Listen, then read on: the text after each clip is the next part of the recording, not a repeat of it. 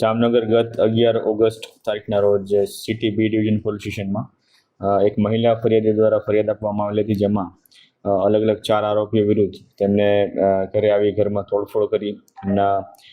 ડરાવી ધમકાવી અને મકાન ખાલી કરવા વગરની ધમકીઓ આપી અને એમની પાસેથી 50,000 રૂપિયાની માંગણી કરવાની એક્સ્ટોર્શનની ફરિયાદ દાખલ કરવામાં આવેલી હતી. આ ફરિયાદને અનુલક્ષીને જે આરોપી છે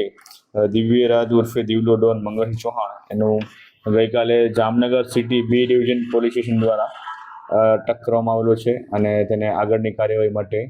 કોર્ટમાં રજૂ કરી અને પોલીસ કસ્ટડી માટેની તજવીજ ચાલુ છે. જે દિવ્યરાજ ઉર્ફે દિવલો ડોન છે તેના અલગ અલગ સિટી બી ડિવિઝનના, સિટી સી ડિવિઝનના અને સિટી એ ડિવિઝનના અલગ અલગ ગુનાઓ મળીને આશરે 50થી વધારે ગુનાઓ